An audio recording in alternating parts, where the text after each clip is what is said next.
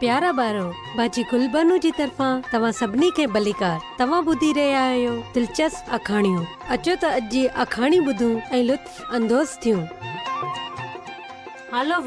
हालोवीन मुझे बगैर हवा ऐं होवर्ड स्टोर जी खिड़की जे साम्हूं पंहिंजे नक खे दॿायो। शीशी जे पुठियां बाटू 5 शैतानी ॾंद ॾेखारे रहिया हुआ।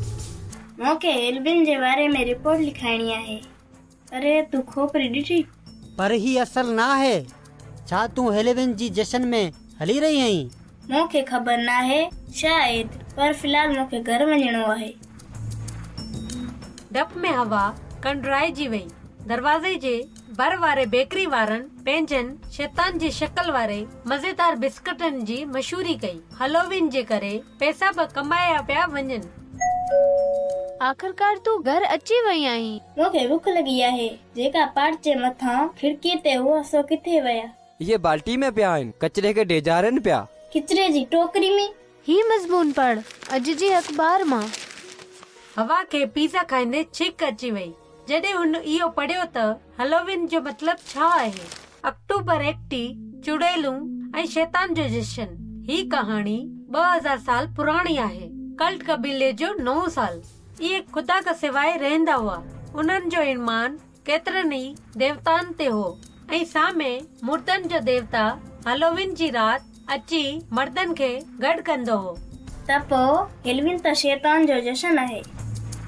हेलोवीन अंग्रेजी ज़बान जो लफ़्ज़ आहे जेको सभिनी रसूलनि जे ॾींहं जी ईद लाइ इस्तेमाल थींदो हो। घणो अॻु जादूगर चकंदर खे खणंदा हुआ। उन में हिकु मोमबत्ती विझंदा हुआ ऐं उन्हनि खे पंहिंजे घरनि जे साम्हूं रखे चवंदा हुआ लानत जो तोहफ़ो। जेको सामीन लाइ कुर्बानी ना ॾींदो हुन ते लानत ईंदी हुई।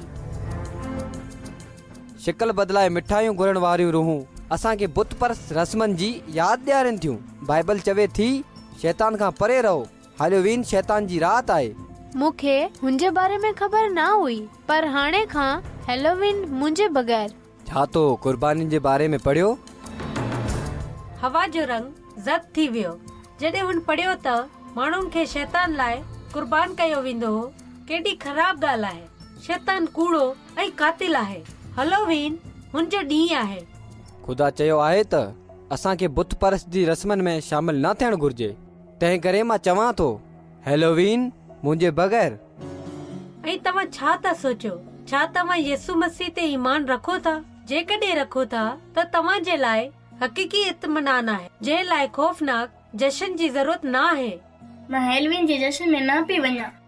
एवेट खे एसएमएस कयां हेलविन मुंहिंजे बगैर। ऐं यकीनन तव्हां जे बगैर। छा तव्हां हेलोवीन जे बारे में वधीक ॼाणण चाहियो था त पोइ मूंखे ख़त लिखी ॿुधायो। ठीकु आहे ॿारो, हाणे बाजी गुलबानो खे इजाज़त ॾियो। ख़ुदा हाफ़िज़।